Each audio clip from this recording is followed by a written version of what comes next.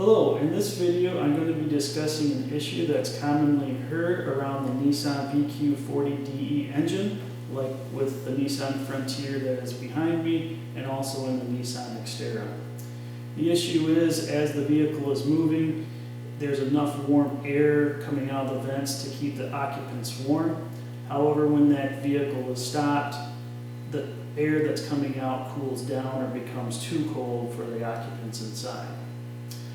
We'll talk about some of the items that are found in a cooling system. We'll discuss a part that I had replaced on mine. We'll go over how to purge the air out of the system, and then we'll also take a look at some of the parts that are actually inside the engine bay and some that may fail and need to be replaced. Before we jump right into it, I'm going to explain that I pulled a bonehead move. I actually did the filming of the video to replace this part, and I don't have that part sitting out here, but I'm going to put a picture of it right here. It is a part from Z1 Off-Road. It does have the bleeder screw.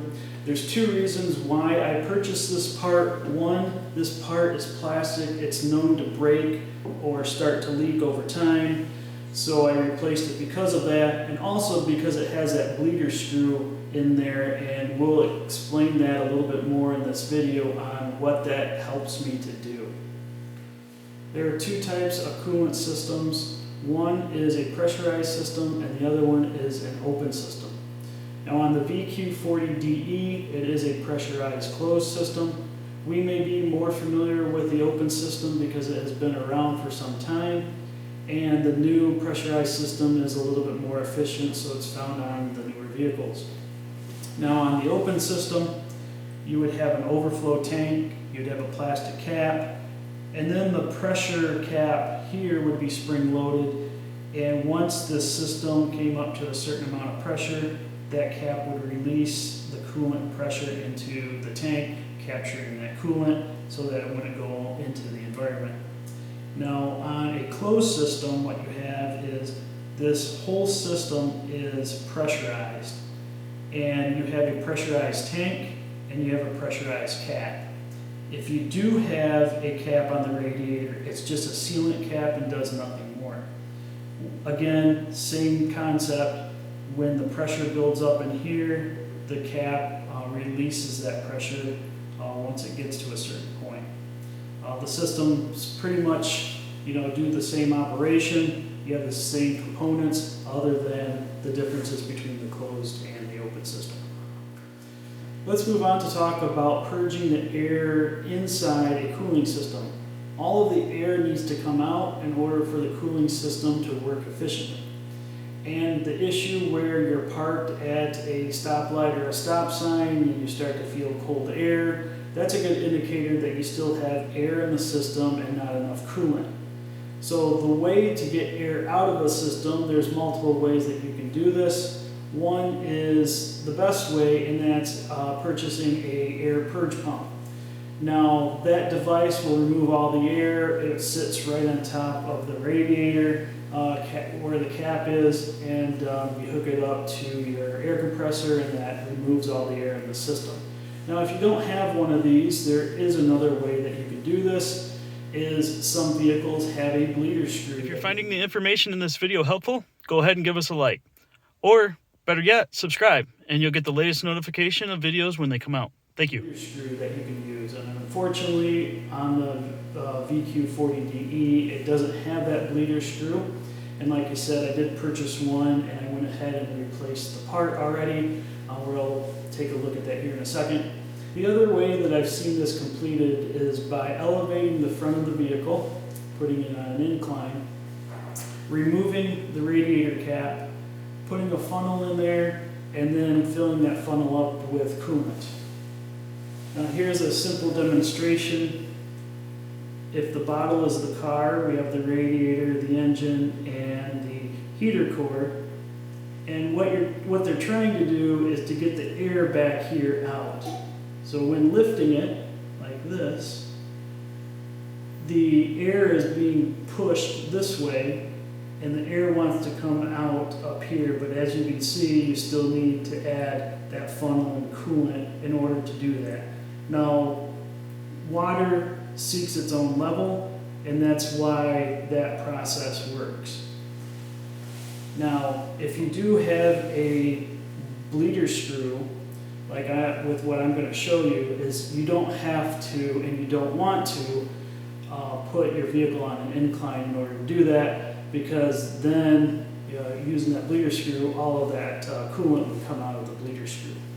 So with that said, let's go over to the vehicle, take a look at a couple more things, and then in the rest of the video, I will show you how to replace the part that I replaced already, and then go through the bleeding process.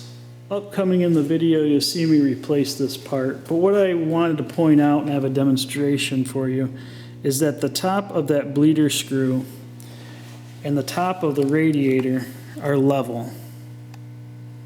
And you can see that here, they're pretty close. Now, what that means is as you're filling the radiator up with coolant, as it gets to the top, you should see coolant coming out of the top of that bleeder screw. That means that you're purging the air in the system out through either the screw or the cap, and they should come up, or the fluid should come up at the same time in both places, and that's a good thing. And then you kind of can start by closing off the bleeder screw when that's complete, and you'll see that in the video here, and then you can go through the bleeding process. Now, if you're having some issues with cooling, or if you're experiencing some air getting into the system, what you might want to check out, and this was an easy one, is to remove the cap when the engine is cold. And if you can still hear some pressure being released, that's a good sign. Your system is still going to hold some pressure, and so if you hear it being released when you open that, that's good. That means that the system is not leaking air. Over here, if you see some residue here that looks blue or white, that's a good sign also that you may be needing to replace this seal cap here as well. There's one more spot where air can be in the system, and this is the hose that is back here, and it goes over top and then down. And you'll never, even with the bleeder screw, you'll never remove air out of this system. It goes down and then over into the reservoir at the bottom part.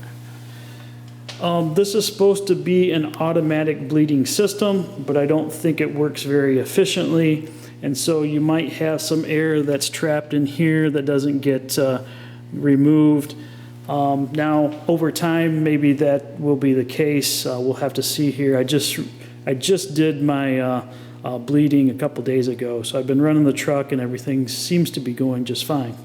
Now, with that said, I'll continue on with the video. I'll show you, how to replace the part, how to bleed the system, and some of the operation of, what the temperature gauges on the inside indicate. So, with that said, we'll get started. Thanks.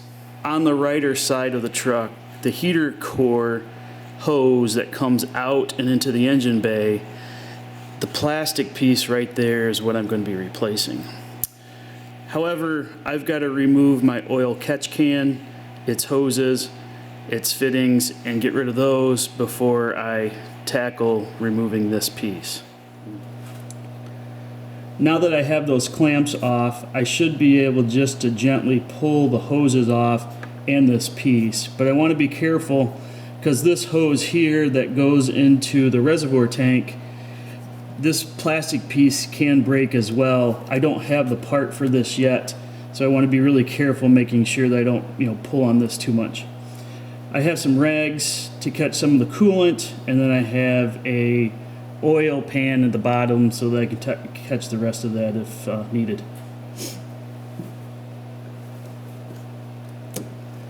Usually a gentle twist or a tug will allow you just to kind of gently pull the hose off, which is coming apart right now.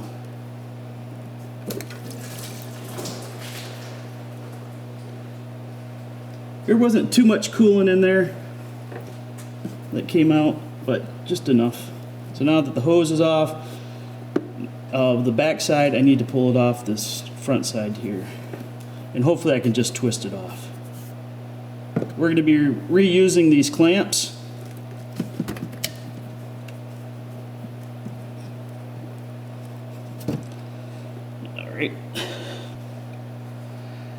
As you can see that this is the old plastic piece. It does have something that kind of looks like a bleeder port.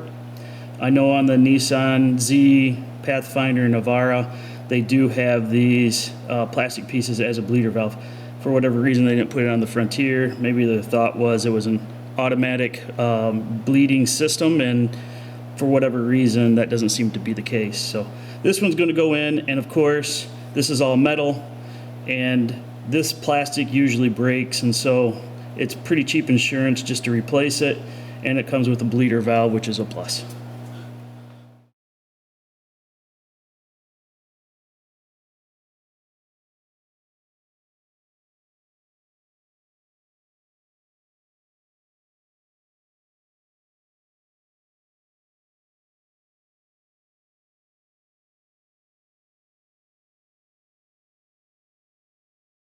That's good to go.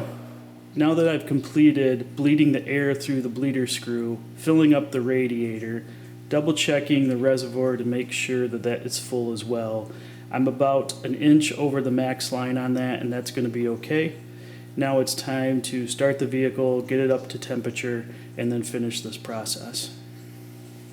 Now it's just a matter of waiting until the engine gets up to temp.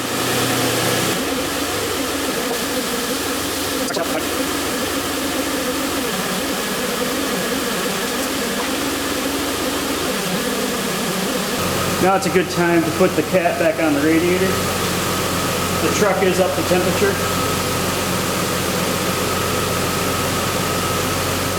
The next step I'll do is I'll go ahead and rev the engine about up to 25 to 3,000 RPM for about 10 seconds and do that multiple times. I'm leaving the cap off the reservoir for right now.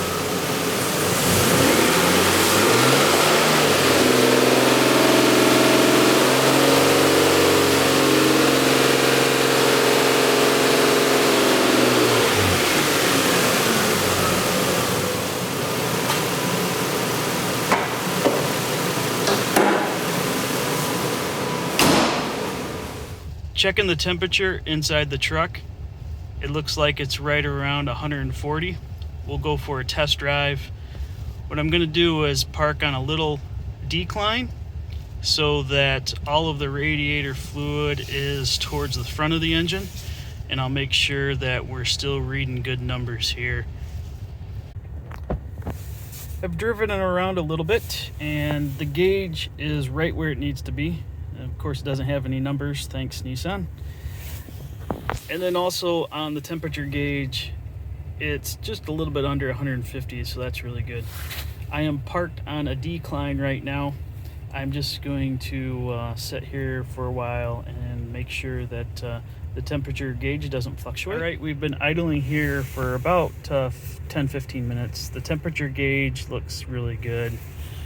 The heat temperature looks good as well. I'm going to end up wrapping this up, heading back. We'll let the truck cool down for a period of time, and then we'll do the process again where we just let the engine warm up, take it for a drive, let it cool down, and then just check all the fluid levels. And if there's no issues with the level or there's no leaks, then we'll conclude. So this is it. If you like what you saw, give us a like. And if you subscribe, you'll get the latest notifications as soon as videos come out. Again, I thank you for watching, and talk to you soon.